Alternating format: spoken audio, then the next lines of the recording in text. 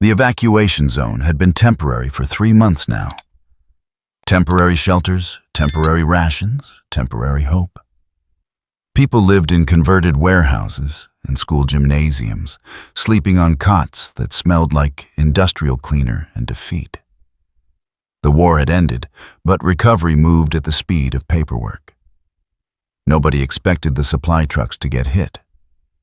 They came at dusk when the volunteers were rotating shifts, and the temporary security checkpoint was down to one tired hero with a strength quirk and a clipboard. 3 villains, nothing special. One could make his hands glow hot enough to melt door locks. Another threw wind blades that cut through canvas and cardboard. The third was just fast and mean. It wasn't organized crime, it was hunger with teeth. The volunteers scattered. The hero tried to hold the line, shouting about jurisdiction and backup. But jurisdiction meant nothing to a wind blade across the shoulder. He went down hard, trying to keep pressure on the wound, while civilians ran in every direction that looked like a way. On a rooftop 2 blocks over, someone watched. Garou had been in this world for 6 days. He'd figured out the important parts fast. Heroes wore costumes and needed licenses.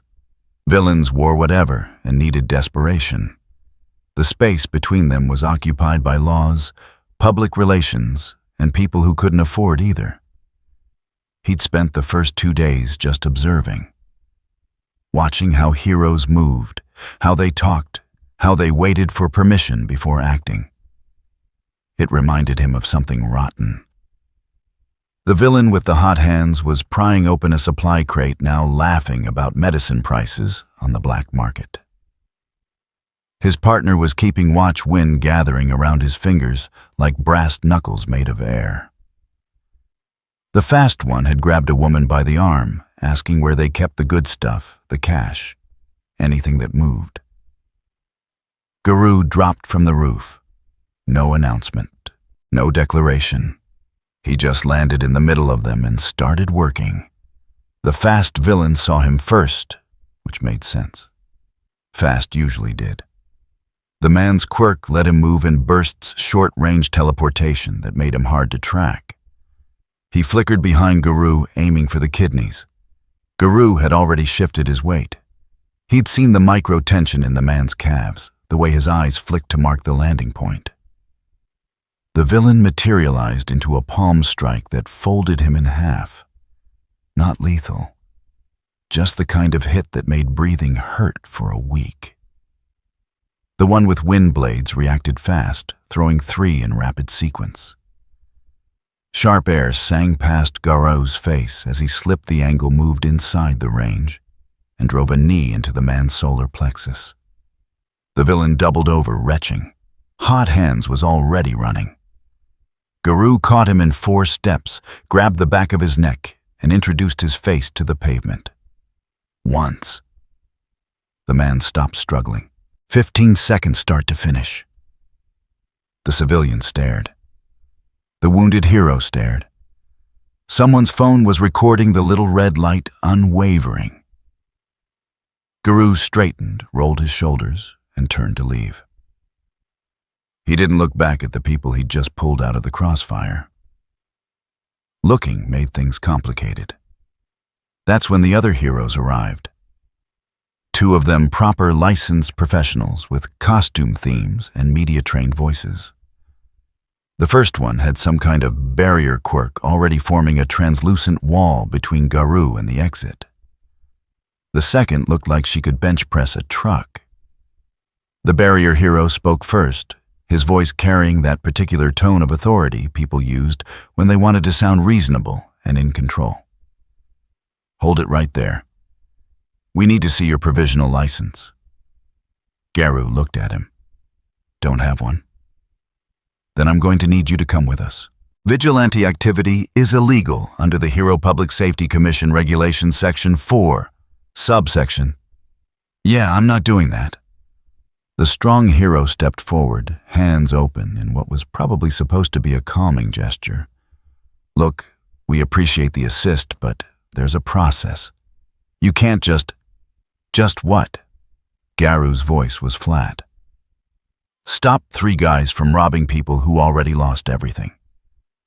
"That's not the point," the barrier hero said. "The point is you're operating without authorization, without oversight. Without..."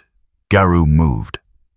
The barrier hero's quirk was defensive, which meant he thought in terms of walls and protection. He didn't expect someone to test the barrier's footing, find where it anchored to the ground, and kick the anchor point hard enough to shatter the hero's concentration. The wall flickered. Garou was already through. The strong hero was faster than she looked. She closed the distance and threw a punch that would have cratered concrete. Garou read the wind-up, the shift in her stance, the commitment in her eyes. He turned with it, used her momentum, and sent her stumbling past him into a stack of supply crates. The barrier hero tried to cage him in light constructs. Garou broke 3 before the man's hands started shaking from the mental strain. The hero had trained for villains who wanted to win arguments, not for someone who didn't care about being right. Neither of them was hurt. Not really. Just embarrassed and out of position, and very aware that every second of this was being recorded. Garou stopped in front of the barrier hero, close enough that the man had to look up to meet his eyes. "You asked for permission to save people," Garou said. "That's the problem. There are rules," the hero managed. "Structure. Without it, we have chaos." "No." Garou's voice was quiet, hard. "Without it, you have someone who can't win because the story didn't pick them." He turned and walked. Nobody tried to stop him. Behind him, the wounded hero from the checkpoint was being loaded into an ambulance. The civilians were reclaiming their supplies, checking on each other, trying to process what they'd just seen.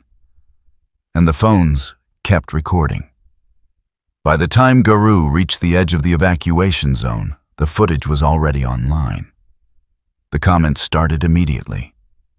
Some called him a criminal. Some called him a hero. Most were just confused, trying to figure out which box he belonged in, which category made sense. The media picked it up within an hour. Local news stations ran the clip with concerned anchors, asking questions about public safety and due process. By midnight, it had gone national. They needed a name, something to call him, something that fit the narrative they were trying to build. The Hero Public Safety Commission convened an emergency meeting at 2 a.m. 12 people in a secure room watching the footage on repeat, trying to categorize a threat they didn't understand. "We don't have a quirk registration for him. No criminal record either. Nothing in the national database. He moved like military, like counterinsurgency training. Did you see how he read their movements? That's not normal combat awareness. We need to classify him, assign a threat level." They watched the clip again. Garou's face calm and cold, the way he dismantled 3 villains and 2 heroes without breaking stride. The words he'd said quiet and certain. Someone suggested detainment. Someone else suggested a recruitment offer. A third voice pointed out that neither option addressed the real problem. "He's not attacking heroes," the woman at the head of the table said. Her title was Coordinator of Public Hero Relations, which meant her job was to make sure people believed in the system. "He's attacking what they represent. He's attacking inevitability. So what do we call him?" She thought about it, about narratives and fear, and the way people needed simple categories to feel safe. "He wants to be outside the framework," she said finally. "So let's give him a name that makes him sound like what he's trying to be. Something absolute." The leaked transcript would later show she suggested 3 options. The media chose the one that sounded most dangerous. By morning, the name was everywhere. Absolute evil. Garou heard it on a news broadcast in a convenience store 2 days later. He was buying water and ignoring the clerk's nervous stare when the TV over the counter showed his face next to the words in bold red letters. anchor was explaining the threat. The danger of unlicensed individuals taking justice into their own hands. The importance of trusting in proper hero procedures and letting professionals handle crises. Garou paid for the water and left. Outside the city continued its slow recovery. Heroes on patrol, villains and hiding civilians, trying to pretend normal was still possible. The sun was setting, painting everything in shades of orange and shadow. He looked at his reflection in a storefront window. Silver hair, sharp eyes, the face of someone who'd stopped asking permission a long time ago. Absolute evil. He smiled. It was thin and cold and completely without humor. "Good enough," he said to no one in particular. Then he walked into the dusk and the cameras lost him in the crowd. Somewhere in a government building, analysts were already updating his file. Threat classification unknown. Motivation unclear. Danger level extreme. They had it backwards. Garou wasn't dangerous because of what he could do. He was dangerous because of what he represented. Proof that the ending could be different, that the story didn't get to choose who won anymore, that heroes could lose. The framework was cracking, and Garou had only just started pushing. The Hero Public Safety Commission didn't operate out of a single building. It was distributed decentralized, a network of offices and safe houses and conference rooms that could be abandoned at a moment's notice. This particular meeting happened in a converted office park on the outskirts of the city, where the walls were concrete and the windows didn't open. Madam President didn't use her real name in these rooms. Nobody did. Titles were enough. She watched the Garou footage for the 7th time, her face expressionless. Around the table, analysts and coordinators waited for her assessment. They'd already provided theirs. Threat level high. Quirk classification unknown. Behavioral pattern unpredictable. None of them had said what she was thinking. "He's not fighting heroes," she said finally. "He's fighting legitimacy." The man to her left, head of field operations, frowned. "Ma'am, look at the optics." She gestured at the frozen frame on screen. Garou standing over 2 professional heroes, neither seriously injured, both comprehensively beaten. "He doesn't kill, doesn't maim. He just proves they can lose. In public, on camera." "We can spin that," the PR coordinator said. "Frame him as a vigilante, dangerous, unstable." "We already tried. The narrative isn't sticking." Madam President pulled up the social media analysis on her tablet. The numbers were worse than she'd expected.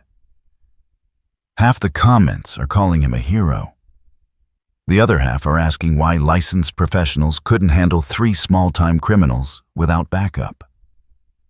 Silence around the table. She continued.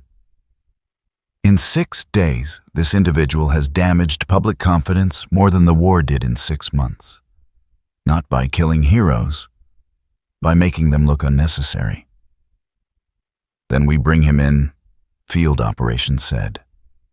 "Standard detainment protocol." He took down 2 pros in under 30 seconds. "You want to send a standard response team? We send specialists. Top tier.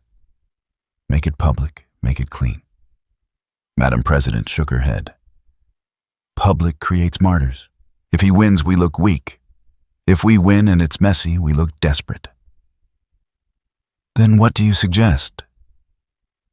She closed the tablet, looked at each person in the room, made sure they understood what she was about to say.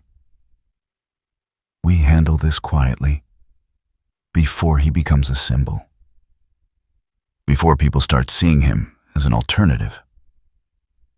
The room understood quiet. Quiet meant off the books. Quiet meant no press, no paperwork, no witnesses. "How quiet?" someone asked. "The kind that doesn't leave questions." It took them 4 hours to assemble the team, not heroes. Heroes had licenses, public profiles, ethics boards.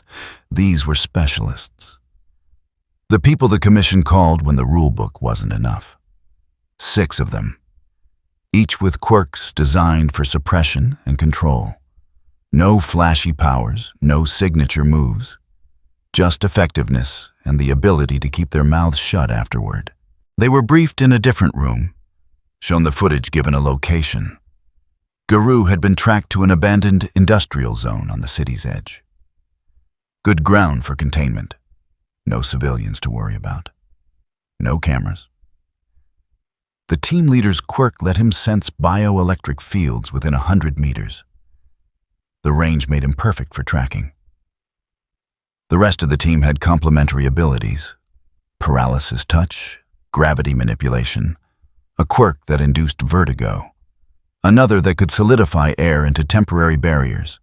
Overkill, maybe. But the commission didn't take chances with unknowns.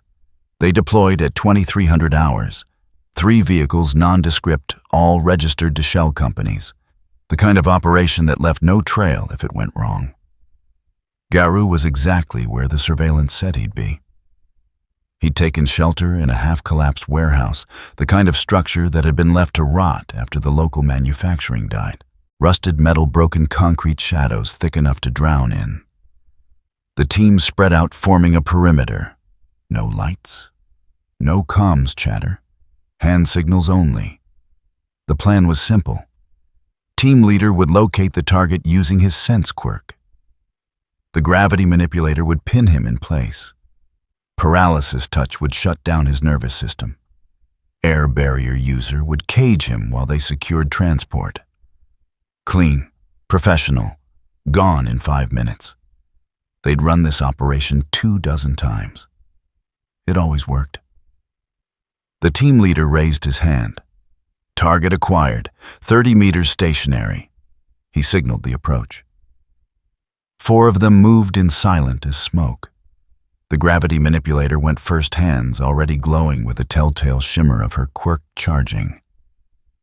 She rounded a support pillar, found the target, and released. The gravity field collapsed on empty air. Garou was behind them. "You're not cops," he said. The paralysis specialist spun, reaching for skin contact. Garou was already moving. He'd read the quirk from the way the man positioned his hands. Fingers spread, trying to maximize surface area. Garou caught the wrist twisted and drove an elbow into the specialist's solar plexus. The man folded. The air barrier user tried to cage him. Walls of solidified atmosphere materialized in a cube, trapping Garou in compressed space.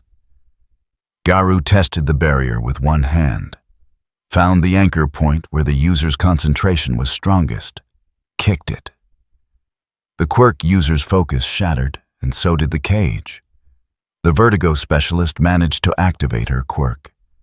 The world tilted, inner ear betraying balance. Most people hit the ground when their equilibrium failed. Garou dropped into a crouch, lowered his center of gravity, and kept moving. He'd fought while poisoned, while bleeding, while his own body was trying to kill him. Dizziness was just information. He compensated and closed the distance. The gravity manipulator tried again. This time she didn't aim for Garou's whole body, just his legs. Pin the movement, control the fight. Smart. But she telegraphed it with her eyes glancing down at his feet half a second before activating. Garou jumped before the field engaged, used a rusted beam as a springboard, and came down on her from an angle she hadn't covered. One strike to the nerve cluster in her shoulder. Her arm went numb. The quirk cut out. 5 down. The team leader and 1 remaining operative. The team leader was already backing up, trying to get range, trying to call for extraction. His quirk was pure sensory. He had no combat application. The last operative had a restraint-type quirk, something about binding shadows. Garou didn't give them time to coordinate. He crossed the space between them in 4 steps. The shadow binder tried to snare his legs, dark tendrils rising from the floor. Garou read the pattern, avoided the initial grab, and closed to hand-to-hand range. 2 hits, 1 to break stance, 1 to end the fight. The team leader dropped his comm unit and raised empty hands. "We're not here to arrest you," he said quickly. "Just detain. You'll get due process, legal representation." Garou looked at him, really looked. Took in the unmarked gear, the lack of hero insignia, the professional silence they'd operated with. "You don't arrest people," Garou said. "You make them disappear." The team leader's face confirmed it. Garou could have killed him, could have sent a message written in broken bones and fear. Instead, he stepped close, keeping his voice low enough that the man would have to remember it rather than record it. "Tell whoever sent you this doesn't work. You can't make me fit your system by hiding me. People already know I exist. You're just proving I'm right." "Right about what?" "That you don't protect people. You protect the story that says heroes always win." He left the team leader conscious. Left all of them conscious. Broken comms, bruised pride, but alive and able to report. They'd come quietly. He wanted them to leave loud. By the time the extraction team arrived 40 minutes later, Garou was gone. The specialists were collected, given medical attention, debriefed in a secure location. Each of them filed reports describing the engagement. Professional assessments. No emotion, no excuses. The reports landed on Madam President's desk at 0400. She read them twice. Then she made a call to her counterpart in media relations. The quiet approach failed. "We're going to need a new strategy." "What kind of strategy?" "The kind that controls the narrative before it controls us." "He wants to be outside the framework. Fine. We'll make sure everyone knows what that means." Vigilante crackdown public safety campaign. Bigger. We need him to be the villain. Not just a lawbreaker, something absolute. There was a pause on the other end. "You mean the name?" "I mean we embrace it. He's absolute evil. We make that official. Classification, threat assessment, public warning. Everything. By tomorrow morning, every news outlet in the country knows that name and knows to be afraid of it. And if that makes him more popular, then we'll have confirmation that the public doesn't trust us anymore, and we'll need to escalate." The call ended. Madam President looked at the reports again. 6 specialists trained and equipped for exactly this kind of threat. Beaten in under 2 minutes. No serious injuries, which somehow made it worse. He was making a point. Teaching them. Showing them their tools didn't work on someone who refused to play by their rules. She thought about escalation. About what came after quiet failed. About the kind of force required to stop someone who represented a question people were already asking. The sun was rising. In a few hours, the official statement would go out. Absolute evil threat to public safety, wanted for vigilante activity and assault on licensed professionals. The media would run with it. The name would spread. And everyone would know there was someone out there the heroes couldn't simply beat into submission. Somewhere in the city, Garou heard the news break on a radio in a late-night diner. A tired reporter reading a commissioned press release. His name, his crime, his threat level. He was drinking coffee, black and bitter. The waitress had stopped pretending not to stare. The reporter called him a menace, a danger, someone operating outside society's framework. Garou finished his coffee, left exact change on the counter, walked out into the early morning light. Behind him, the waitress picked up the bills and noticed something. He'd left a tip. More than the coffee cost. She looked at the door he'd just walked through, looked at the money, tried to reconcile the monster on the radio with the quiet man who'd said thank you when she'd refilled his cup. She couldn't. And that was exactly the problem the commission was trying to solve. The first one happened in broad daylight. A mid-tier hero named Cascade was responding to a jewelry store robbery. His quirk let him generate high-pressure water useful for crowd control and non-lethal takedowns. Good track record, decent approval ratings, the kind of hero who did school visits and charity events. He had the robbers cornered in an alley when Garou stepped out of the shadows. Cascade turned water already forming around his hands. "Stand back, citizen. This is official hero business." Garou didn't stand back. The fight lasted 18 seconds. Cascade tried to blast him with pressurized water. Garou read the build-up, sidestepped the stream, and closed the distance before the hero could redirect.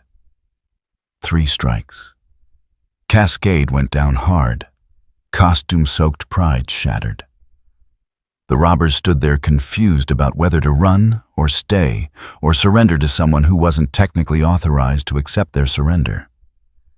Garou ignored them, turned, and walked away, left Cascade coughing water and questions onto the pavement. The footage was online in minutes. The second incident happened 4 hours later. A hero team was evacuating a building with a gas leak. Standard procedure, organized and professional. They had it handled. Then Garou appeared at the perimeter. He didn't interfere with the evacuation. He waited until the civilians were clear. Then he walked up to the team leader, a hero with a strength enhancement quirk, and simply stood there. The hero told him to step back. Garou didn't move. The hero reached for his shoulder, trying to guide him away from the scene. Garou caught the hand, applied pressure to a nerve cluster, and put the hero on his knees. No malice, just mechanics. The rest of the team tried to intervene. Garou dismantled them like he was teaching a class. "Here's how you telegraph your approach. Here's why your stance is vulnerable.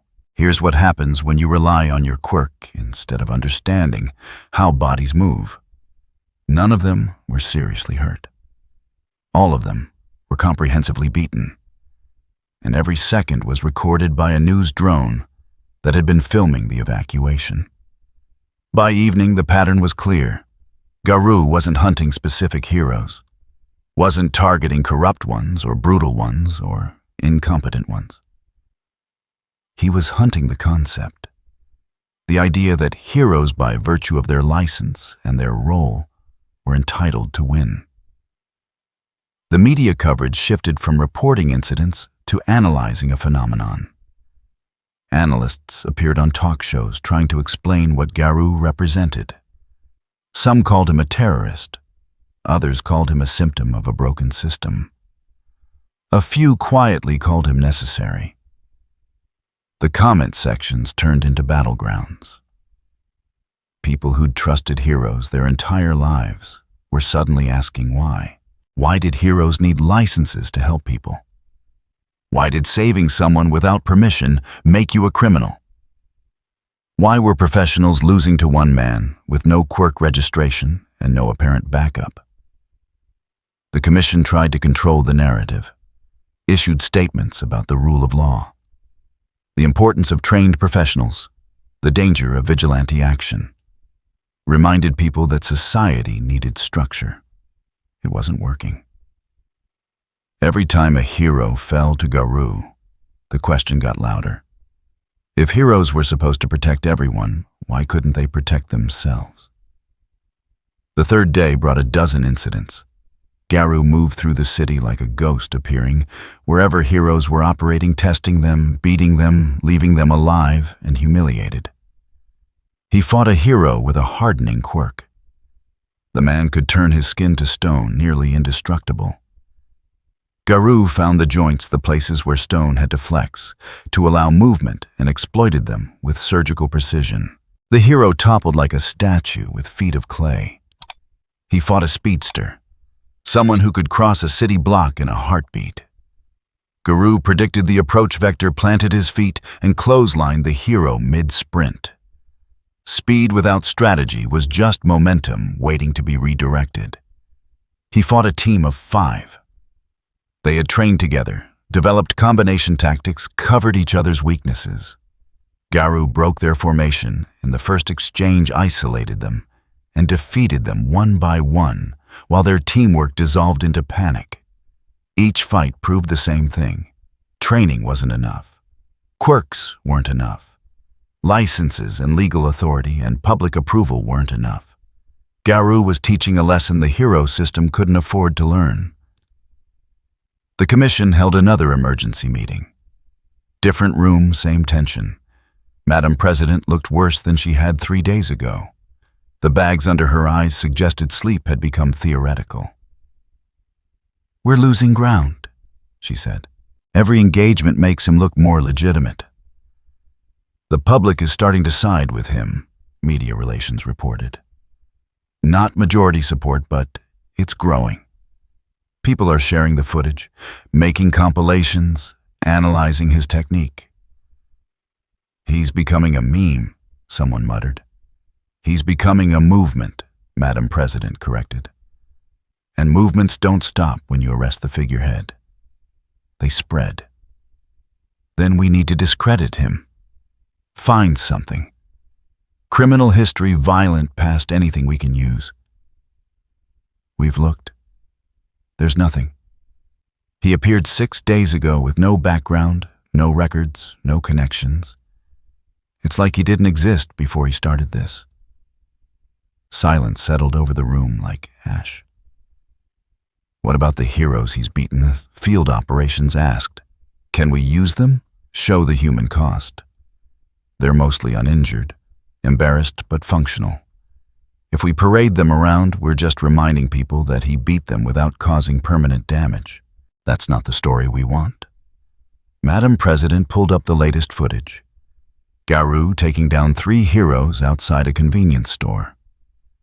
The heroes had been responding to a shoplifting call. Garou had appeared, defeated them, and then stopped the shoplifter himself before walking away. The shoplifter had surrendered to the police, turned himself in voluntarily, said something about not wanting to disappoint the man who'd shown him what real strength looked like. "He's not just fighting heroes," Madam President said quietly. "He's replacing them. In people's minds, he's becoming the alternative. The one who doesn't need permission, doesn't need approval, just acts. So, what do we do?" She closed her eyes, thought about systems and symbols and the fragile architecture of public trust. "We make it personal. Find a hero he can't beat. Someone with the skill and the image to prove that the system still works. Someone who can take him down and make it look like justice." "Who do you have in mind?" "I'll make calls. In the meantime, we increase patrols, make it harder for him to operate, and we start preparing the public for escalation." "What kind of escalation?" "The kind where we don't pull punches anymore." In another part of the city, in a hospital room that smelled like antiseptic and defeat, 3 heroes sat in uncomfortable chairs and tried to explain to their families why they'd lost. One of them, a young woman with a barrier quirk, kept replaying the fight in her head, trying to see where she'd gone wrong, trying to understand how someone without a visible quirk had read her intentions before she'd even committed to them. Her sister asked if he'd said anything, threatened her, gloated. "No," the hero said. "He just fought. Like it was the most natural thing in the world. Like we were the ones doing something wrong by being there." "That's insane." "Is it?" The hero looked at her hands, looked at the bruises forming where Garou had controlled her joints, manipulated her stance, made her own strength work against her. "We showed up with licenses and authority and public trust. He showed up with skill. And skill won. That's not how it's supposed to work. I know. That's what makes it terrifying.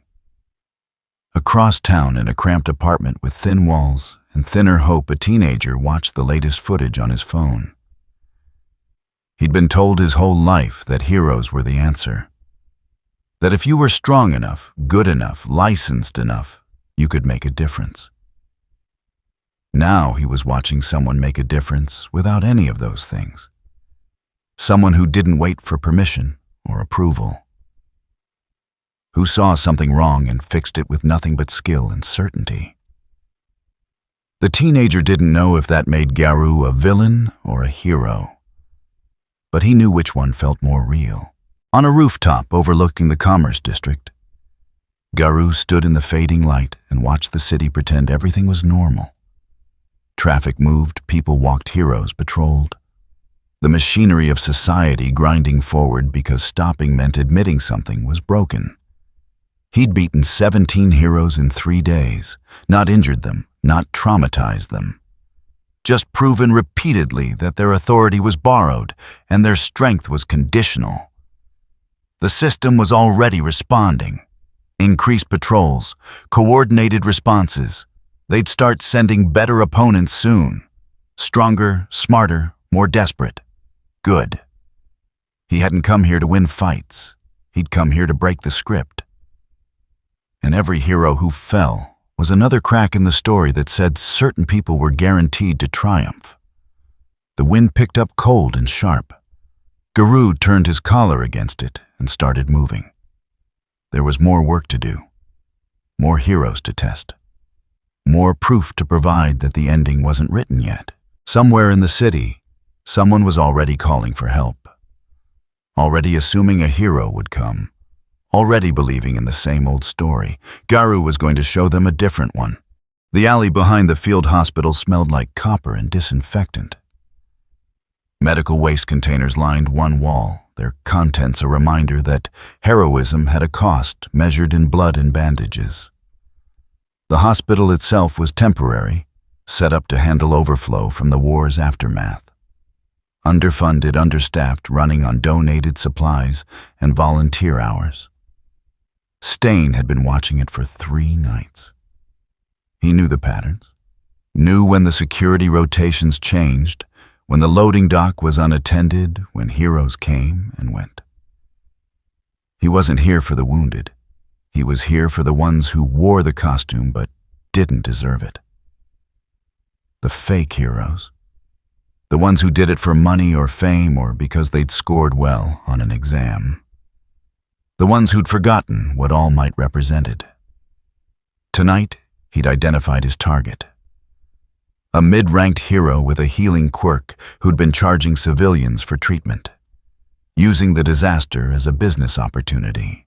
The kind of filth that contaminated the word hero just by claiming it. Stain had his knives ready, had planned the approach, had prepared the kill. Then Garou walked into the alley. For a moment, neither moved. Stain studied the newcomer. Silver hair, cold eyes, the posture of someone who'd forgotten what fear felt like. No hero costume, no identification. Just quiet confidence and the kind of presence that filled a space. "I know you," Stain said.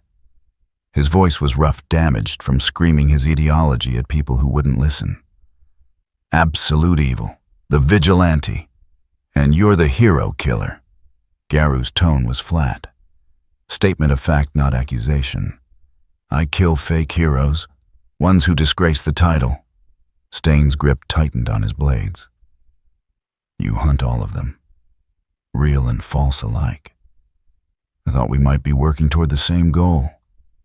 We're not.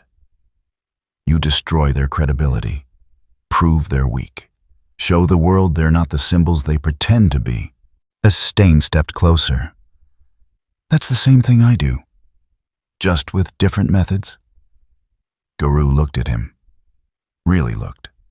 Took in the weathered costume, the collection of blades, the zealot's conviction burning behind damaged eyes. "No," Garou said. "You're still playing by their rules." Stain's expression darkened. Explain. You believe in heroes, real ones. You think there's a right way to wear the costume. You have a list of exceptions. People you think deserve the title. Garou's voice stayed level. You're just editing the story. I'm trying to break it. All Might is the only true hero, Stain said. The words came out like prayer. He doesn't do it for fame or money. He does it because people need saving. That's what a hero should be.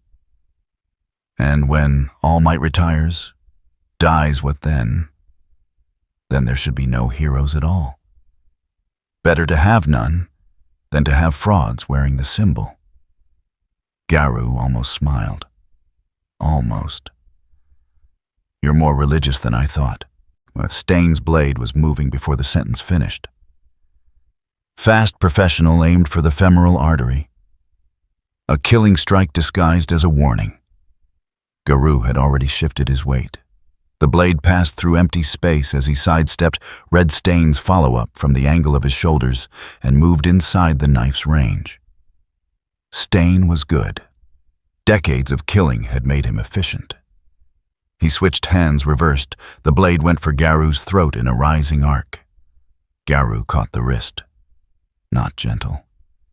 He found the pressure point squeezed and felt Stain's grip weaken. The knife clattered to the ground. But Stain had 3 more blades, and he'd already drawn blood. The cut was shallow, barely a scratch across Garou's forearm, but it was enough. Stain's tongue flicked out, tasted the blood on his blade, and activated blood curdle. Garou's nervous system should have seized. Should have paralyzed him for minutes, leaving him helpless and vulnerable. That was how blood curdle worked. Absolute shutdown based on blood type. Garou felt the quirk take hold. Felt the signal trying to cut his motor control. His fingers twitched. A fraction of a second of delay rippled through his movements. Not paralysis. Interference. The signal didn't fail. It lagged. And lag was enough if you knew how to compensate. He kept moving. Slower than before, fighting through the disruption, but moving. Stain's eyes widened. Blood curdle had never failed. Not once. Not ever. Impossible, he breathed. Garou drove a palm strike into Stain's sternum. Not enough to kill. Just enough to crack the certainty. Stain staggered back, trying to process. His quirk was absolute. Blood type determined duration, but paralysis was guaranteed. That was the rule. You're still trapped in their framework, Garou said. You think quirks are special, that they change what's possible. They don't. They're just tools. Stain came at him again, this time with pure technique. No quirk, no tricks. Just a lifetime of killing distilled into knife work. He was fast. Faster than most of the heroes Garou had fought. Each strike was placed with the precision of someone who'd studied anatomy, who knew exactly where to cut, to disable or kill. Garou read every attack, not because he was faster, because Stain moved like someone trained in a system. Predictable patterns, optimal angles. The kind of precision that came from practice against opponents who fought back in expected ways. Garou didn't fight in expected ways. He used Stain's momentum against him, redirected slashes into empty air, turned attempted stabs into overextensions, made each attack a lesson in why technique without adaptation was just choreography. Stain realized he was losing. Realized the man in front of him was reading his entire fighting style like a book written in a language only one of them understood. He tried to create distance, tried to reset, tried to find an angle Garou hadn't already covered. Garou didn't let him. A kick to the back of Stain's knee. The hero killer dropped. A strike to the shoulder that numbed his primary knife hand. Another to the wrist that sent his last blade skittering across pavement. Stain was on the ground, disarmed, beaten, but still glaring up with eyes that refused to accept defeat. "You're wrong," Stain said through gritted teeth. "Heroes matter. Real ones. They're the only thing standing between society and chaos. All Might proved that. Every time he saved someone, every time he smiled, he proved that." Garou looked down at him. No anger, no satisfaction, just cold assessment. All Might proved people need someone to believe in. That's not the same as being right. It's just being convenient. You don't understand him. You don't understand what he represents. I understand perfectly. He's the exception that makes you think the rule works. The one good performance that convinces you the whole show isn't rigged. Garou crouched down close enough that Stain had to meet his gaze. But even All Might is part of the story. The one that says some people are chosen to win. That strength and goodness and destiny all line up for the right characters. And you think that's wrong? I think it's a lie. I think the world picks winners before the fight starts. And I'm here to prove it doesn't have to. Stain spat blood. By hunting heroes, by beating them in public, that's not breaking a story. That's just writing a new one with you on top. I'm not trying to be on top. I'm trying to show that top and bottom are just positions the story assigns. That they can change. That they're not inevitable. Philosophy from a thug. Garou stood, looked at Stain broken and bleeding, and still clutching his ideology like armor. "You're too small," Garou said. "Too focused on individual heroes. Good ones, bad ones, fake ones. You think you can fix the system by killing the wrong people and protecting the right ones. But the system isn't about people. It's about the story that says certain outcomes are guaranteed. And your way is better. Beating everyone, proving nothing is sacred. My way shows that sacred is just another word for untested." Garou turned to leave. Stopped. Looked back at Stain one more time. "You'll live. Not because I'm merciful. Because I want you to think about something. You dedicate your life to protecting All Might's legacy. To keeping the idea of a real hero alive. But that idea is exactly what keeps people believing in the story.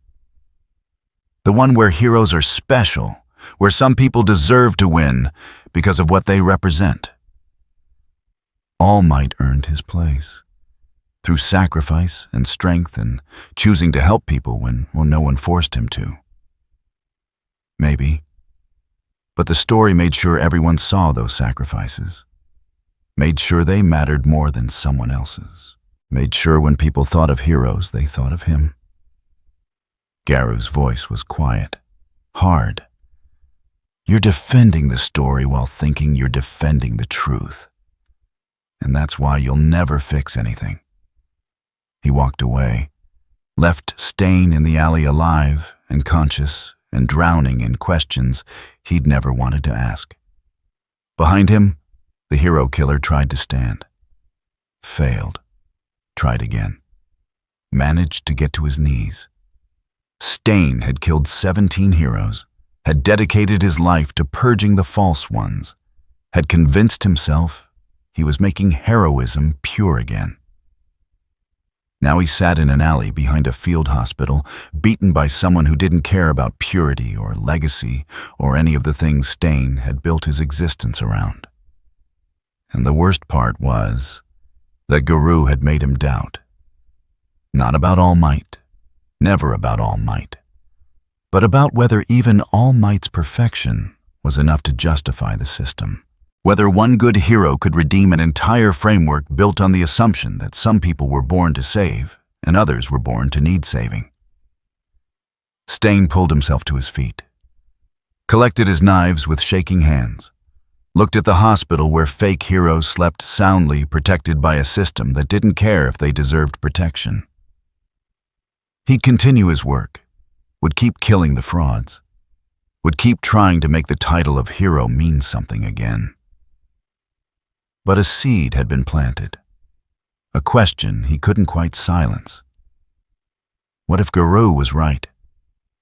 What if even the real heroes were part of the problem? Stain disappeared into the shadows, limping and bleeding, and thinking thoughts that felt like betrayal. In another part of the city, word was already spreading. The hero killer and absolute evil had fought.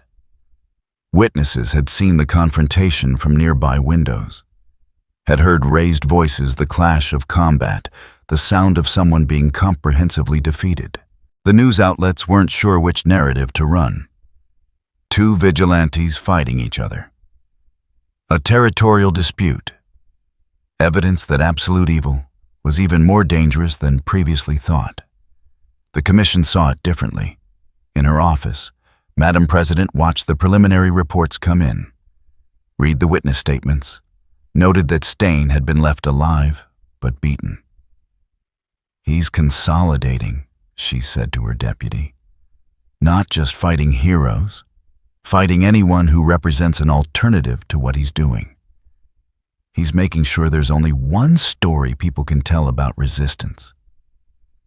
"Or he's proving he can beat anyone," the deputy offered. "Same thing." She closed the report. "Either way, we're running out of time. He's not just a threat to heroes anymore. He's a threat to the entire concept of organized heroism. We need to escalate, now. Who do we send?" She thought about it. Thought about symbols and strength and the kind of fight that could reframe the narrative.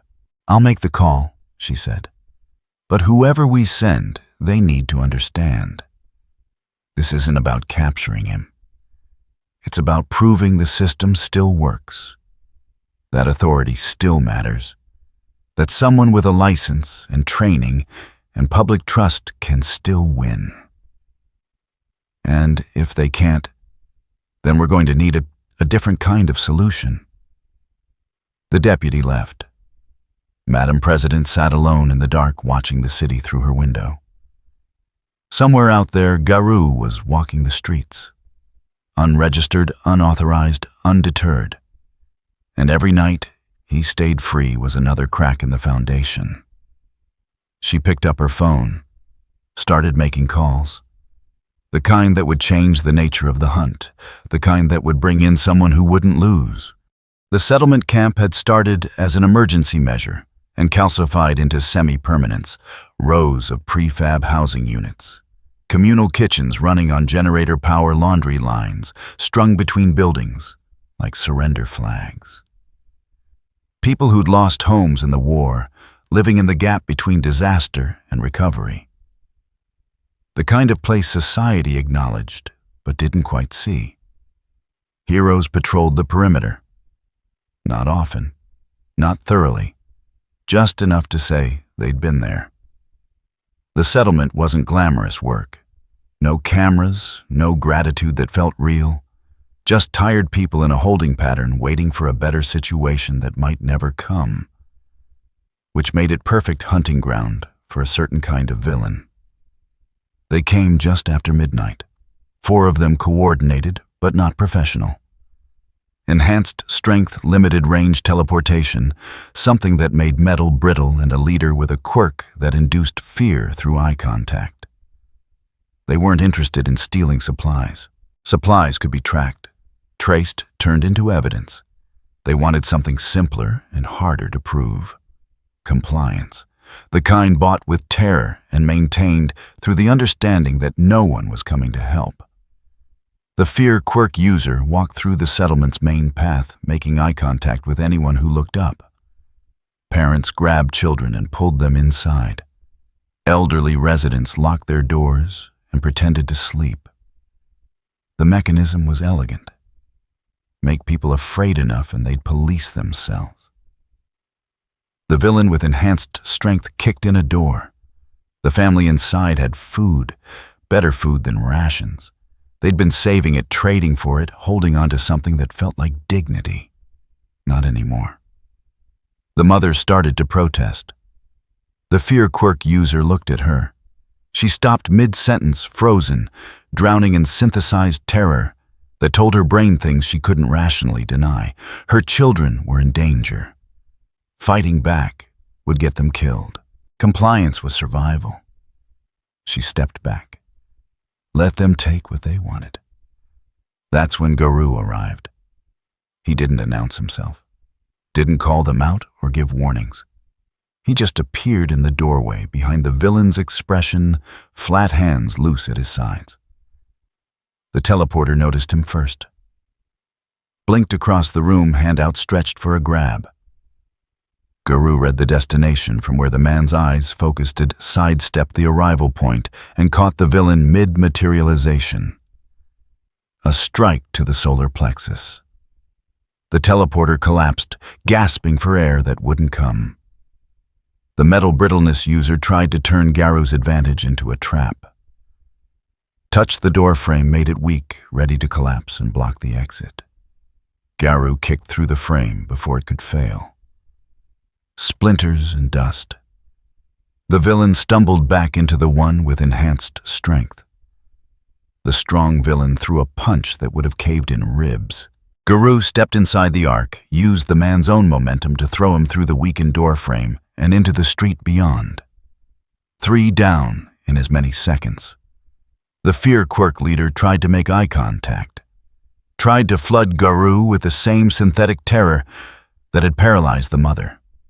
Garou looked right at him, felt the quirk engage, felt fear trying to override rational thought, felt his hindbrain screaming about danger and death and inevitability. He walked forward anyway. Not because he was immune, not because he was stronger, because fear was just information, and information could be wrong. The villain's quirk had never failed. People always froze, always complied. The biological imperative was absolute. Except it wasn't. Garou grabbed the villain by the throat, lifted him just enough that his toes barely touched the ground. "You use fear because you're weak," Garou said. His voice was quiet, conversational. "You need them helpless before you can take anything." He dropped the villain. Didn't hit him. Didn't need to. The man scrambled back, terror finally genuine, and ran. The settlement was silent. People peered from windows and doorways, trying to understand what they'd just witnessed. The heroes had been here hours ago, had done their patrol, had left these people to handle their own problems. And now someone without a license had handled it for them. The mother from the house stepped out, her children behind her. She looked at Garou like he was a puzzle with missing pieces. "Thank you," she said. Garou didn't acknowledge it. He was already turning to leave, already putting distance between himself and the gratitude. She kept talking anyway. "The heroes came through earlier. We told them about the threats. They said they'd increase patrols, send someone better equipped. They gave us a number to call for emergencies." "Did you call it?" Garou asked. "They said average response time was 40 minutes. The villains would have been gone in 10. Garou said nothing. "You're the one they're warning us about," she continued. "On the news. The dangerous vigilante. Absolute evil. That's what they call me. Are you going to hurt us?" Garou looked at her, at the children, at the settlement full of people the system had acknowledged but abandoned. "No," he said. He didn't tell her why. Didn't explain that seeing people preyed on by those stronger triggered something in him he couldn't quite kill. didn't admit that this specific scenario made him remember being small and powerless and designated as prey by people who knew no one would stop them. He just left. But as he walked, he felt it. The knot in his chest. The anger that wasn't about justice or revenge, but about something older and harder to name. He'd saved them. Again. That made him weaker. Made him predictable. Made him exactly the kind of person the story could use. He hated it. Behind him, the settlement was already changing. People were talking, sharing what they'd seen. Someone who'd acted without waiting for permission or protocol. Who'd stopped a threat in the time it would have taken to explain the situation to a dispatcher. The comparison was inevitable. The heroes had procedure. This man had results. By morning, the story had spread beyond the settlement. Not through official channels. Through the kind of word of mouth that systems couldn't control. People telling people. Recordings on phones. The truth propagating faster than spin could catch it. The commission tried to get ahead of it. Issued a statement about the dangers of vigilante action, about how Garou had gotten lucky, about how trained heroes would have handled the situation with less risk and more accountability. The settlement residents watched the statement on communal televisions, watched officials explain why the help that had actually arrived was worse than the help that hadn't. They weren't convinced. 3 districts over, in a safe house the commission used for sensitive operations, a hero sat across from Madam President and listened to the briefing. His name wasn't important. His costume was practical rather than flashy. His quirk was classified. He'd been doing this work for longer than most heroes had been alive, and he understood something the younger generation didn't. Sometimes the job wasn't about winning. It was about making sure the right story got told. "You want me to bring him in," the hero said. "Not a question. I want you to stop him. Publicly, decisively. In a way that reminds people why we have professionals." "And if I can't," Madam President's expression didn't change. "You're one of the best we have. If you can't stop him, we'll need to reconsider what kind of threat he represents." The hero looked at the file. Garou's known engagements, his pattern, his ideology as best they could reconstruct it from witness statements. "He's not trying to replace the system," the hero observed. "He's trying to prove it's arbitrary, that outcomes aren't earned, they're assigned." Does that change how you approach him? It means he's right about one thing. This isn't a fight. It's a demonstration. Whoever wins proves their point. Then make sure we prove ours. The hero stood, took the file, prepared to do what he'd always done. Defend the framework, protect the story, ensure that people still believed heroes mattered. He'd won 100 fights like this, against villains who thought they could change the world through violence, against reformers who thought the system could be improved from outside, against zealots who thought their way was better. This would be no different, except it would be. Because Garou wasn't fighting for a better system. He was fighting to show that systems themselves were the problem. And that was a much harder argument to punch. In the settlement, as the sun rose on another day of temporary housing and permanent uncertainty, the mother from the attacked home stood in line for rations. The woman next to her asked if she'd really seen him.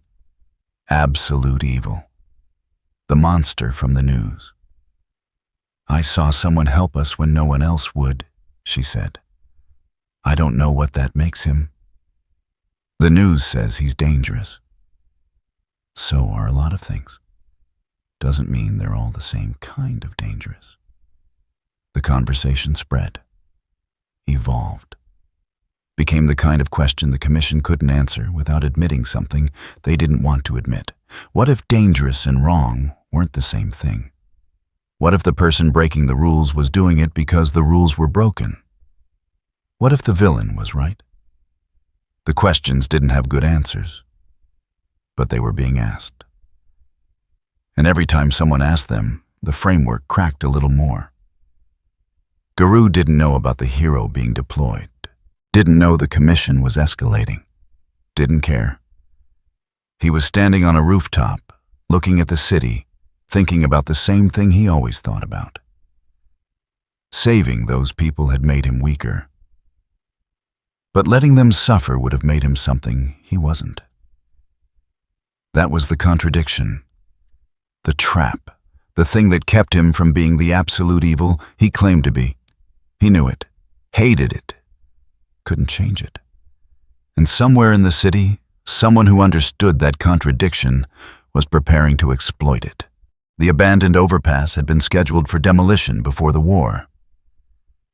Now it just stood there, concrete crumbling at the edges, rebar exposed like broken bones.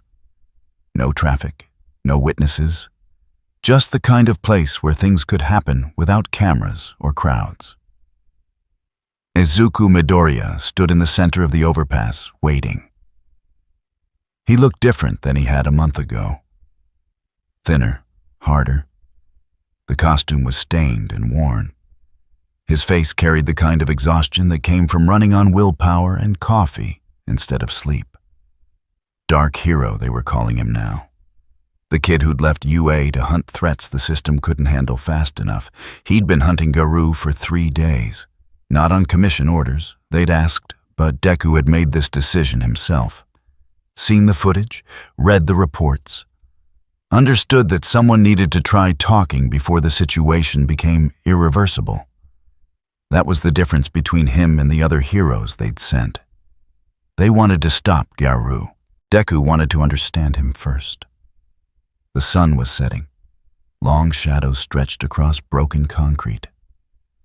Deku checked his comm one more time, confirmed. All Might and the support team were in position at the perimeter, then waited. Garou appeared exactly when Deku expected him to. Not from any direction in particular.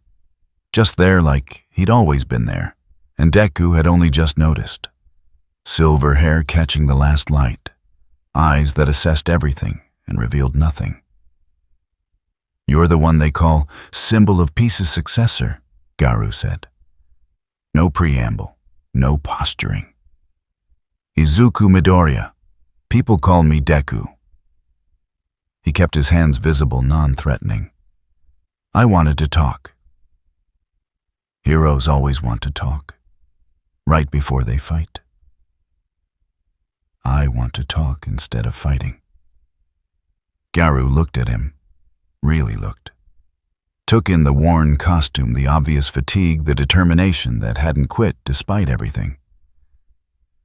"You've been running yourself into the ground," Garou observed. "Chasing threats without backup, without rest. Why?" "Because people need help, and I can provide it." "You mean you were picked to provide it?" Deku's expression shifted. Not anger. Something more complicated. "I was given a power. That's not the same as being selected.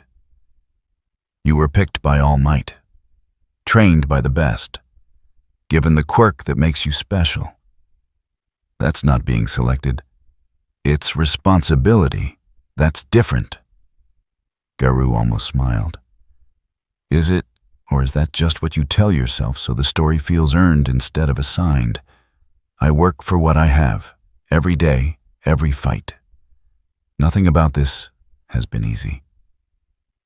"I believe you." Garou's tone didn't change.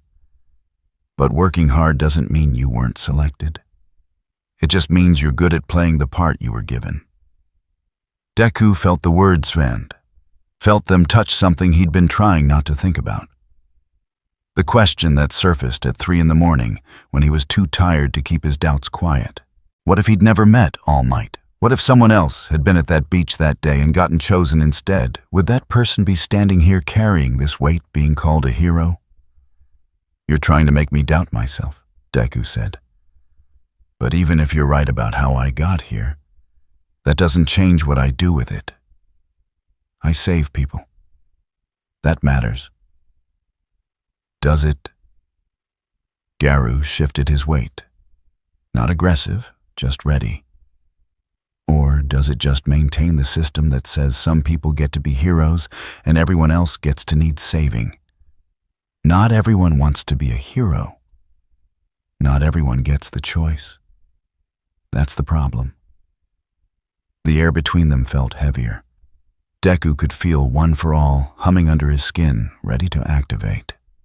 Could feel the weight of All Might watching from somewhere beyond the perimeter, trusting him to handle this. I came here to ask you to stop, Deku said. Not because what you're doing doesn't have a point, but because hurting heroes doesn't fix what's broken. I'm not trying to fix it. I'm trying to break it. Breaking things is easy. Building something better is harder. I'm not building anything. I'm just proving that your victories aren't inevitable. That the story doesn't get to choose who wins. Deku stepped forward. Just one step, enough to close the distance slightly. Then prove it right now. Show me I can't win because I'm not supposed to. That everything I've done, everyone I've saved, only worked because some story said it should. Garou looked at him. At this kid who'd been running on fumes and conviction. Who'd left safety to chase danger because he couldn't imagine doing anything else. You really believe that, Garou said. That you win because you try hard enough. That effort and heart matter more than the framework deciding outcomes. Yes. Then you're more naive than I thought. Or more honest. Garou moved. Not to attack. Just repositioning. Creating angles. Deku's training kicked in immediately. He activated One for All, at 15% felt the power surge through his limbs, and shifted to match Garou's movement. They circled each other. Neither committed yet. Both reading stance, breathing the micro-adjustments that telegraphed intent. You don't have to do this, Deku said. We could work together. Fix the system from inside. The system doesn't want fixing. It wants defending. That's what you're doing right now. I'm trying to prevent unnecessary violence by threatening to use violence if I don't comply. See the problem? Deku did. Hated that he did. But he kept his position anyway because letting Garou walk away meant more heroes hurt, more public doubt, more cracks in something that was already barely holding together. Garou attacked first, not with overwhelming force, just a testing strike probing Deku's defense. Deku blocked, redirected, and countered with a palm strike aimed at Garou's center mass. Garou wasn't there anymore. He'd read the counter from the way Deku's weight shifted, moved before the strike committed, and suddenly Deku was overextended. A tap to his elbow, just enough to show the opening. Deku pulled back, recalibrated, tried again. Garou flowed around it. Every punch met air. Every kick found empty space. It wasn't about speed. It was about reading. Garou moved like he knew what Deku was going to do before Deku knew it himself. Deku increased One for All to 30%. Speed and power surging. He threw a combination that would have overwhelmed most opponents through sheer force. Garou slipped it, used the momentum, turned Deku's strength into overcommitment. A strike to the back of Deku's knee, another to his shoulder. Not damaging, just controlling, showing him how his own power could be turned against him. Deku felt it. The same thing every other hero must have felt. Not that Garou was stronger. That Garou understood the fight better. Read it like a language Deku was still learning. He tried to create distance, use Black Whip to control the space. Dark tendrils erupted from his arms, seeking to grab bind control. Garou read the trajectory, ducked under the first tendril, used a broken pillar for leverage, and was suddenly inside Deku's guard again. Close enough that the whips were useless. Close enough that Deku's power advantage meant nothing. A palm strike to Deku's solar plexus, enough force to hurt, not enough to seriously injure. Deku staggered back, gasping. Garou didn't press, just stood there, hands loose, watching. "You're good," Garou said. "Better than most. But you're still fighting like someone who expects to win. Like victory was promised to you." Deku straightened, despite the pain. "I'm fighting because people need me to." "No, you're fighting because you can't imagine not being the hero. Can't imagine someone else being right when you're wrong." Behind them, something moved. Deku's peripheral vision caught it. Civilians, a family that had been sheltering in one of the overpass support structures, probably homeless. Definitely in the wrong place at the worst time. The structure was unstable. Deku's black whip had damaged it. Cracks spreading through concrete that had been barely stable before. Deku saw it happening, saw the support giving way, saw the family below unaware. He moved without thinking, abandoned the fight, launched himself toward them with one for all at 45% fast enough to catch the falling debris, strong enough to redirect it away from the people below. The concrete crashed harmlessly to the side. The family scrambled out, terrified and unhurt. Deku landed, breathing hard, checking to make sure they were okay, making sure no one else was in danger. When he turned back, Garou was watching him. "You stopped fighting to save them," Garou said. "Of course I did. Even though it meant losing to me. Even though I could have used that moment to put you down. You prioritize them over winning. That's what heroes do." Garou was quiet for a moment. Something shifted in his expression, not softening, just recalculating. "Yeah," he said finally. "It is." He started to walk away. "Wait," Deku called. "We're not finished." "Yes, we are. You proved your point." "What point?" Garou stopped, looked back. "That you'll choose saving someone over proving you're right. That's more than most of them do. But I still lost the fight. You think that's what this was about, winning?" Garou shook his head. "You chose people over the performance. That's closer to understanding than any of them have gotten." "Understanding what? That maybe the hero system isn't completely wrong, just mostly wrong." Garou turned away again. "But you're still part of it. Still defending it. And that makes you part of the problem, even if you don't want to be. Then help me fix it. Work with me. I don't fix things. I break them. And your system needs breaking before anything better can grow." Deku watched him go. Wanted to chase. Wanted to continue the fight. But his body hurt, and civilians needed checking on, and the fight had proven something he didn't want to admit.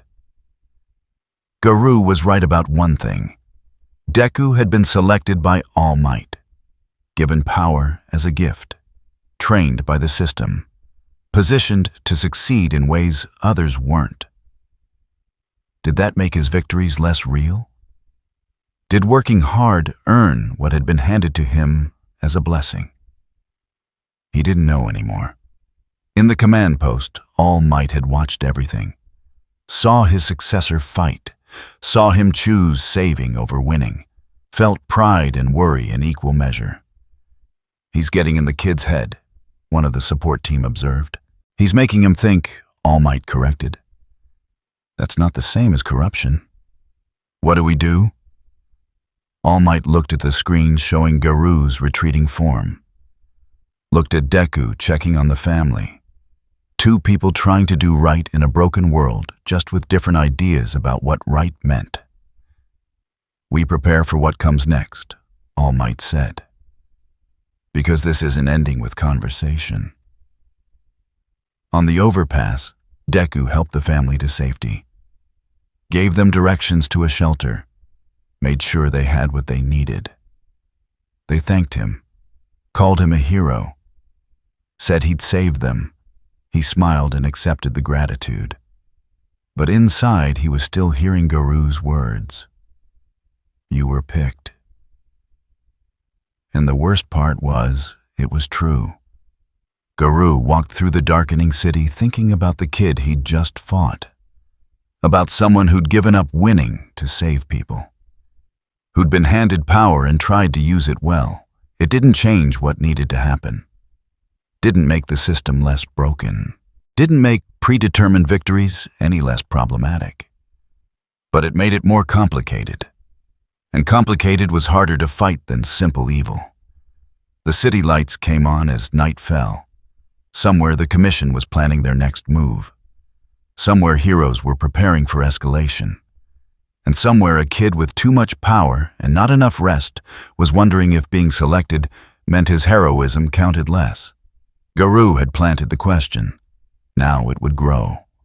And questions he'd learned were sometimes more dangerous than fists. The alert came at dawn. Not through official channels, not through hero coordination networks. Through the emergency broadcast system, the kind reserved for natural disasters and existential threats.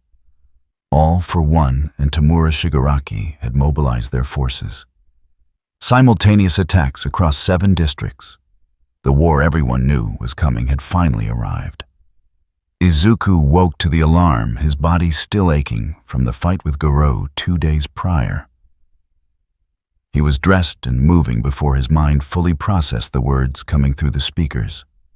Mass evacuation, hero deployment, villain containment failed. The Commission had divided the battlefield into sectors. Each sector assigned a team of top-tier heroes. Coordination through encrypted comms, evacuation routes marked and monitored. It was organized, professional. The kind of operation that looked good in briefings. Reality never survived contact with chaos. Sector 4 collapsed first. A team of 5 heroes engaged a cluster of enhanced Nomu. The creatures were stronger than intelligence had predicted. Faster, more coordinated. One hero went down in the first 30 seconds. The others called for backup that was already committed elsewhere. Sector 2 held longer. Heroes with defensive quirks created barriers buying time for civilians to evacuate through designated routes.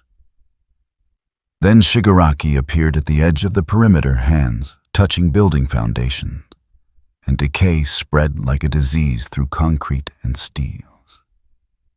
The barriers fell. The heroes scattered. The evacuation became a stampede. By the time Izuku reached his assigned sector, the coordination had already degraded into survival.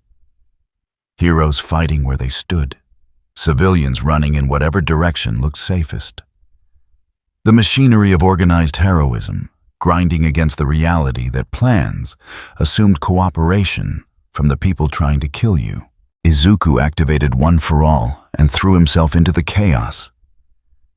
He caught a collapsing building with Black Whip, held it long enough for people to escape, then released it when the strain became unsustainable. Moved to the next crisis. A group of villains with projectile quirks pinning down evacuation coordinators. Izuku closed the distance at 40%, disabled them, with precise strikes kept moving. He couldn't save everyone. Couldn't be everywhere. The math was brutal and simple. Every second spent here was a second someone died somewhere else. This was what All Might had carried alone. This impossible weight. This knowledge that trying your hardest still meant choosing who lived by choosing where to be. Across the battlefield, other heroes were learning the same lesson.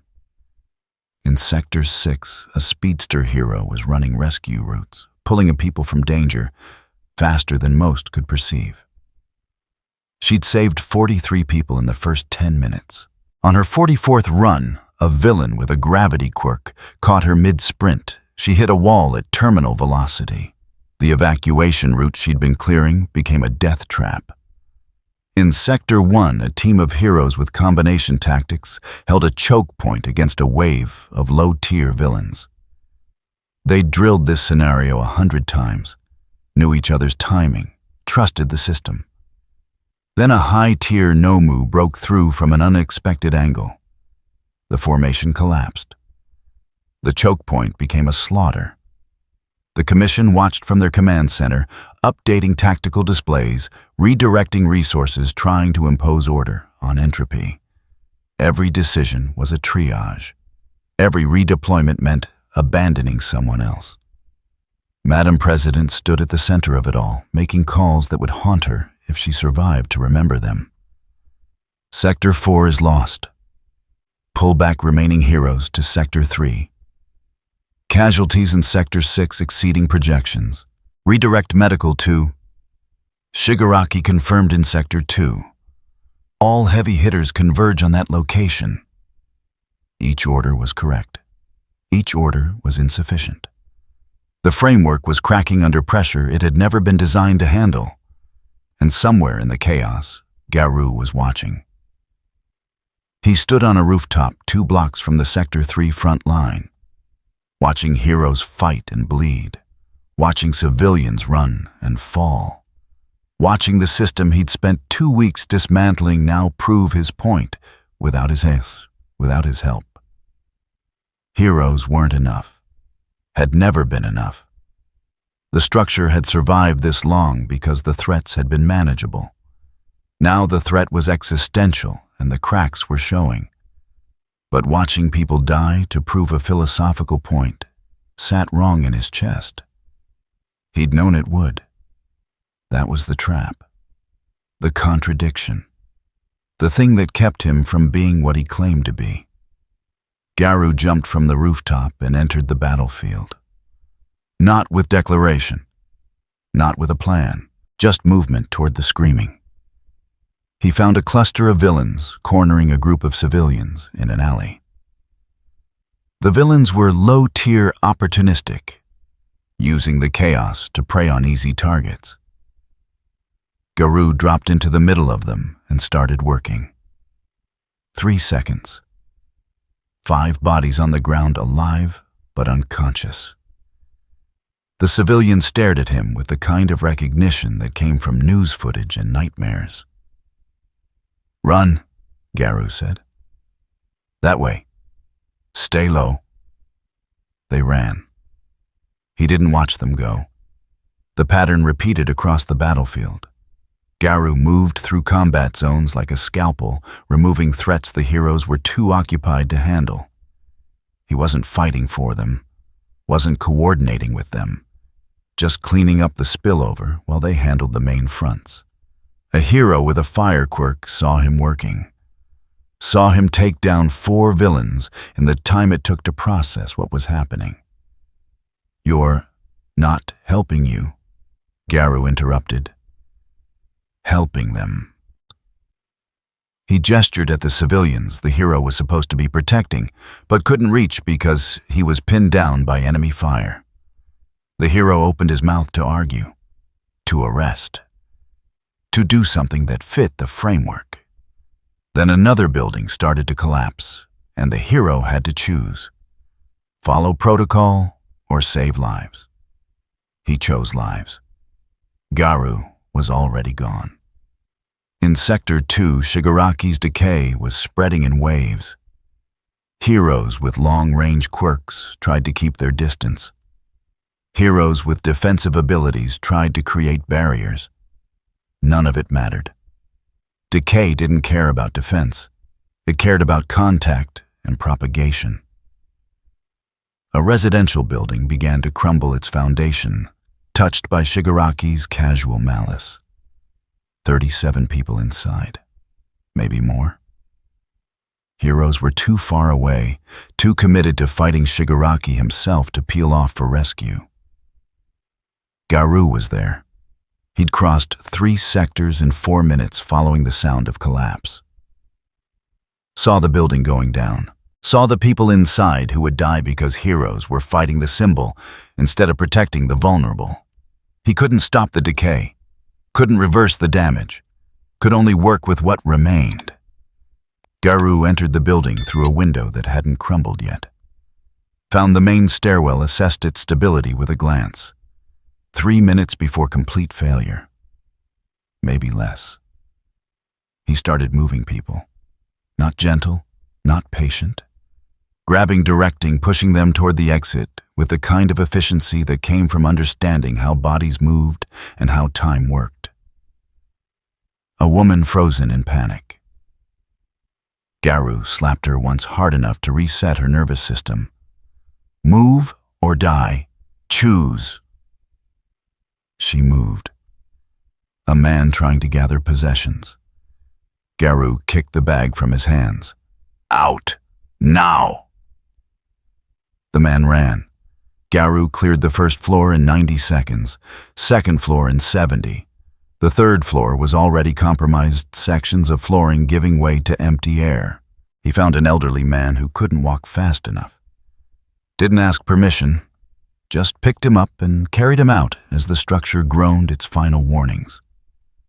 They cleared the entrance as the building finished its collapse.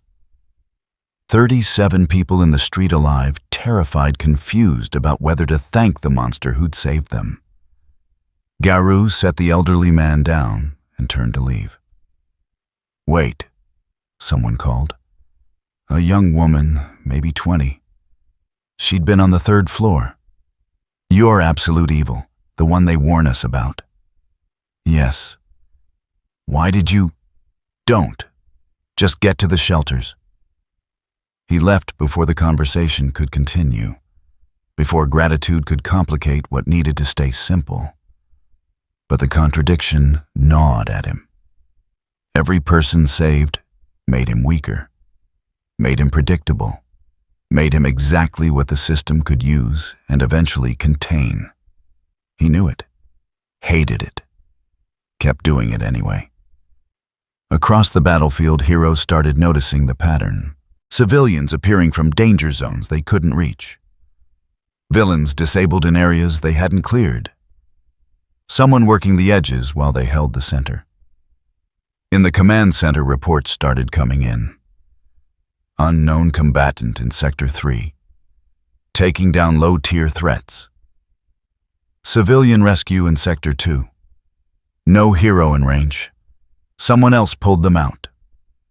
Unidentified individual engaging enemy forces. Profile matches. Madam President didn't need to hear the rest. She knew who it was. He's interfering, someone said. He's helping someone else corrected. Same problem. We can't control him, can't predict him, can't factor him into tactical planning. Madam President watched the displays, watched the chaos, watched the framework she'd defended falling apart under pressure it had always been vulnerable to. Let him work, she said finally. We don't have the resources to stop him and fight this war. Use what helps. Deal with the consequences after. It was the most honest thing she'd said in 2 weeks. On the front line of Sector 2, Izuku saw Garou for the first time since their fight. Saw him emerge from smoke and rubble carrying a child who'd been separated from their parents. Saw him hand the child to a medical coordinator without a word and turn back toward the danger.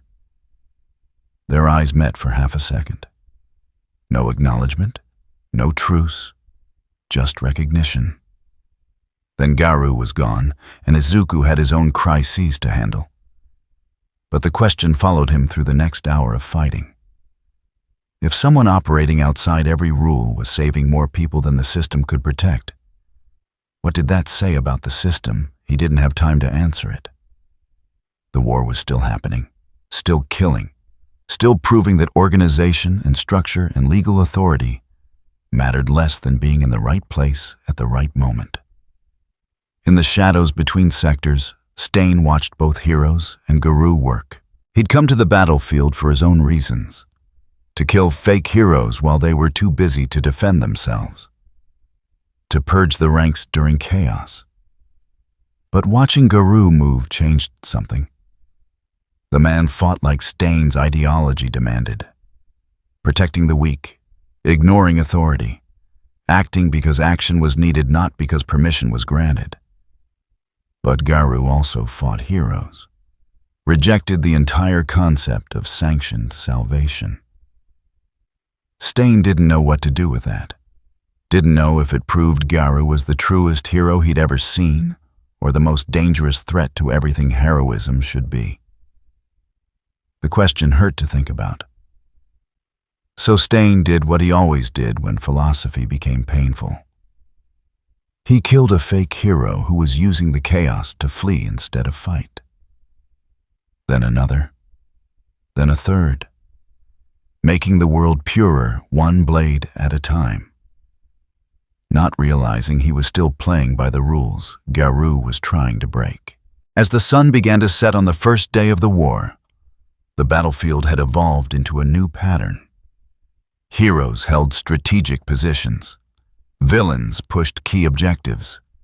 And in the gaps between, Garou operated like a ghost, saving people neither side could reach. He wasn't working with anyone, wasn't coordinating, wasn't accepting the framework, even in crisis. He was proving something none of them wanted to acknowledge. That the difference between hero and villain might matter less than the difference between acting and waiting for permission. That maybe the system's real failure wasn't corruption or incompetence. It was the belief that only certain people should be allowed to help. Garou stood on another rooftop as darkness fell, covered in dust and blood that wasn't his, breathing hard, exhausted in a way that had nothing to do with fighting. He'd saved maybe 100 people today, maybe more. Lost count after 70. Every single one made his philosophy weaker, made his position harder to defend. Every single one proved he wasn't absolute evil, just someone who couldn't stop being human despite knowing it was a trap. Below him, the war continued. Heroes fighting, villains killing, civilians dying. And tomorrow, it would all happen again. With him in the middle, caught between the system he wanted to break and the people he couldn't let die. Absolute evil. The name had never felt more hollow. The second day of the war started with an execution. All for One appeared in Sector 5 at dawn. Not to fight heroes, not to claim territory, to make a statement. He gathered 43 civilians who'd been sheltering in a reinforced bunker, lined them up in the street, told them their deaths would remind everyone that hope was a lie heroes sold to make control easier. Then he started killing them, slowly, making sure nearby heroes could hear the screaming but couldn't reach them in time. It was theater. Cruelty as communication. The kind of evil that didn't care about power or ideology. Just wanted to prove that mercy was weakness and kindness was delusion. Garou heard the screams from 2 sectors away. He'd been working the edges of Sector 3, clearing evacuation routes, removing the kind of low-tier threats that heroes were too stretched to handle. Methodical, efficient, hating every second because each person saved proved he wasn't what he claimed to be. But this was different. This wasn't opportunistic violence, wasn't the chaos of war.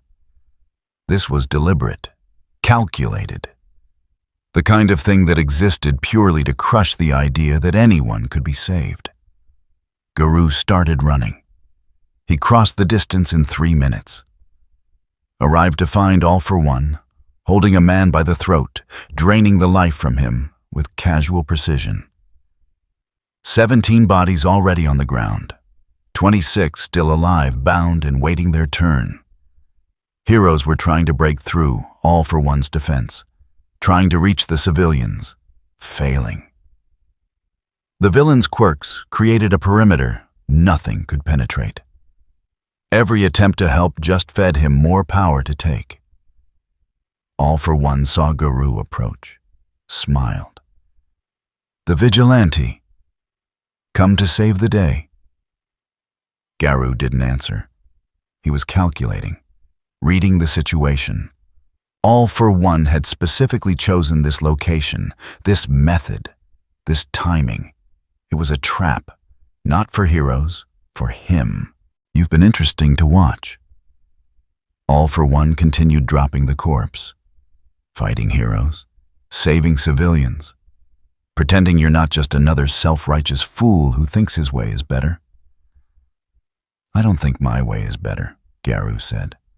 I think your way and theirs are the same, just different flavors of deciding who deserves to live. Then why are you here? Good question. Garou looked at the civilians, saw their terror, saw them waiting for rescue that might not come, saw the same thing he'd seen his entire life. The weak being crushed because someone stronger decided their suffering proved a point. He hated it. Hated that he hated it. Hated that even knowing it was a trap, even knowing it made him weaker, he couldn't walk away. Because you're making it personal, Garou said. And I don't like that. All for One laughed. It was the sound of someone who'd seen every variation of heroism and found them all equally pointless. You can't save them and stop me. The moment you move for them, I kill them all. The moment you attack me, I kill them all. You're in the same position as every hero who's ever faced an impossible choice. I'm not a hero. No. You're something worse. Someone who sees the truth and still acts like it matters. Garou's hands were already moving. Not toward All for One, not toward the civilians, toward the structural weakness in the building behind them. The load-bearing wall. All for One was using as cover. Garou struck it once, twice, 3 times in rapid succession. Precise impacts on points that would make the whole thing fold. The building started to collapse. All for One had a fraction of a second to choose. Maintain the perimeter and be buried. Or drop it and deal with Garou directly. He chose wrong. The perimeter dropped. Garou was already moving. Not to fight All for One, to grab civilians. As many as he could reach in the seconds before the building came down. He got 11, threw them clear of the collapse zone, turned for more. The building fell, dust and debris everywhere. All for One emerged from the rubble untouched, angry. 15 civilians had died in the collapse. 11 had escaped because of Garou. 15 were still trapped in the debris, but alive. The math was brutal. Garou had traded certain death for most of them, for certain death for some of them. All for One had expected hesitation, heroic paralysis, the inability to accept bad choices. Instead, he got someone who'd done the math and accepted it. You killed them, All for One said, to save the others. That's not heroism. That's just triage. I never said I was a hero. Heroes were arriving now, drawn by the collapse. Izuku in the lead, activating One for All at full power, ready to engage All for One with everything he had. He saw the scene, saw the bodies, saw Garou standing in the rubble, covered in dust and blood. What did you do? Izuku demanded. What you couldn't, Garou said. Made a choice without asking permission first. All for One attacked. Not Garou, Izuku, the real threat, the symbol's successor. Garou could have left, could have let the heroes handle it now that they were here, could have proven his point was made and walked away. Instead, he stayed.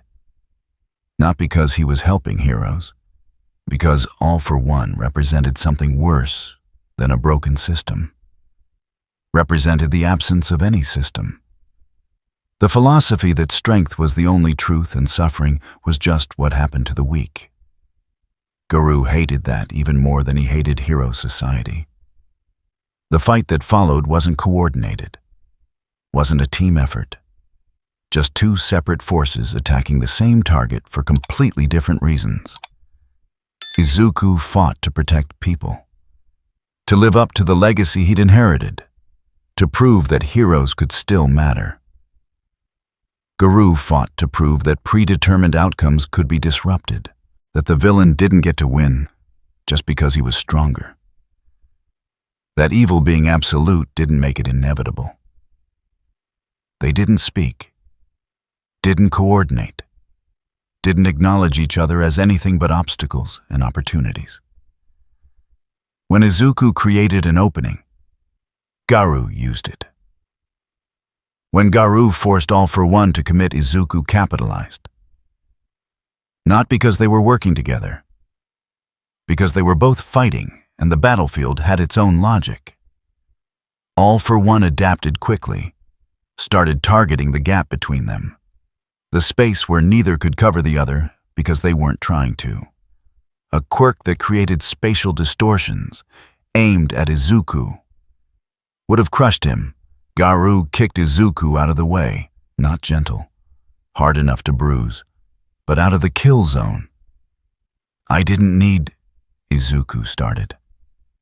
Shut up and fight. All for One's attention shifted, focused on Garou now, seeing him as the bigger problem, the one who didn't follow any predictable pattern. You're contradicting yourself, All for One said. Fighting me to save them. That's heroism, no matter what you call it. No. Heroism is doing it because you're supposed to. I'm doing it because I hate you more than I hate them. All for One struck with a combination of quirks, force manipulation, air pressure, direct kinetic transfer, enough power to level a building. Garou read the attack, saw how the quirks layered, found the gap where they didn't perfectly sync. He moved through it, took damage, accepted it, got inside All for One's guard and drove a palm strike into the exact point where the villain's stolen quirks networked through his body. Not enough to kill, enough to disrupt. All for One staggered. The quirks failed for half a second. In that half second, Izuku hit him with a Delaware smash at 100%. The villain went down. Not dead, not finished, but down long enough for other heroes to arrive, for the real heavy hitters to converge, for the battle to become something Garou didn't need to be part of. He left before anyone could stop him, before gratitude or accusation could complicate the exit. Found the 15 civilians still trapped in the rubble, started pulling them out, methodical, quiet, hating that he was doing it anyway. By the time rescuers arrived to help, he'd cleared 12. The last 3 were too deep, needed equipment he didn't have. He left them for the professionals and disappeared into the smoke. The war continued for another day. Shigaraki was contained. All for One was captured. The villain coalition collapsed without leadership.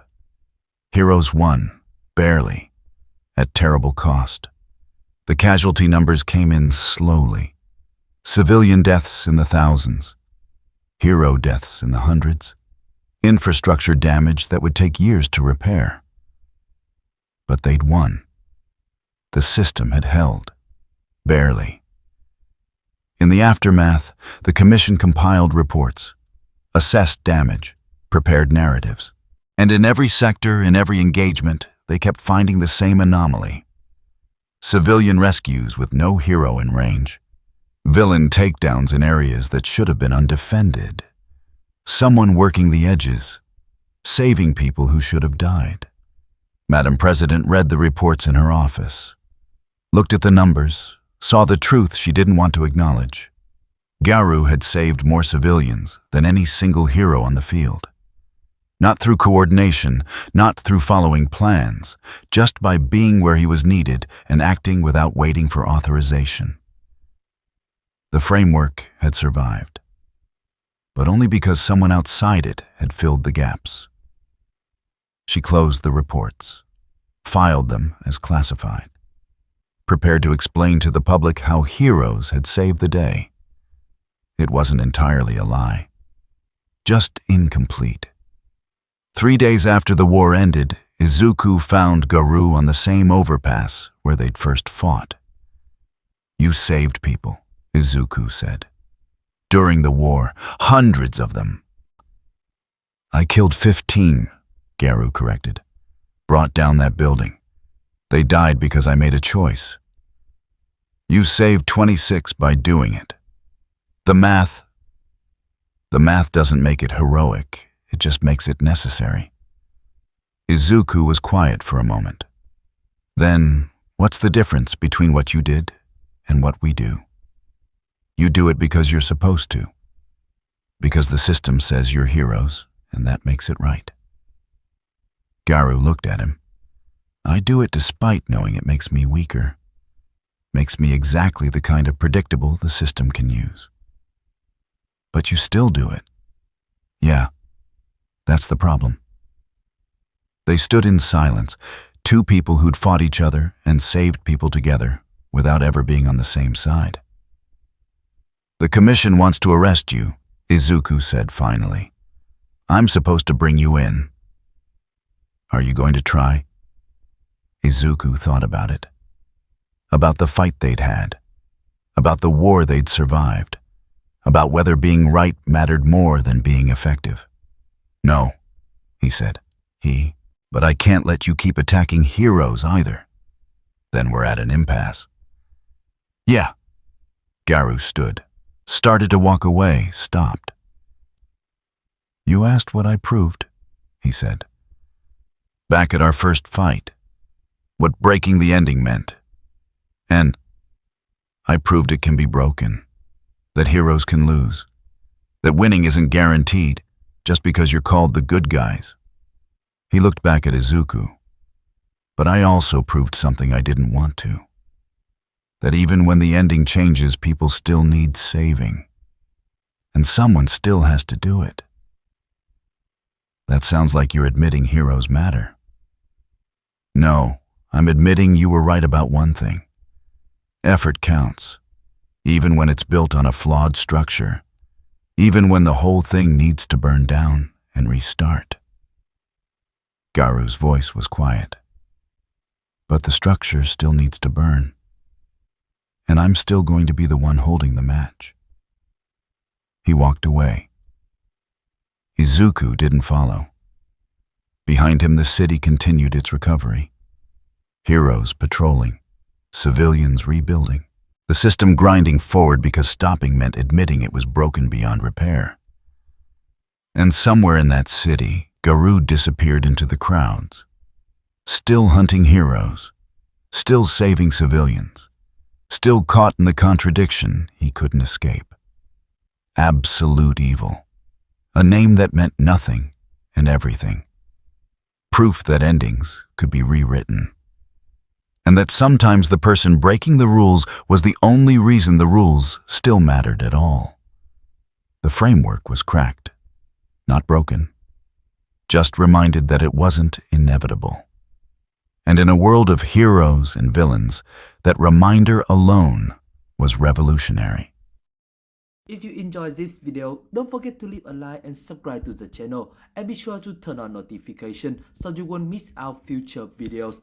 Thank you for watching, and we will see you next time.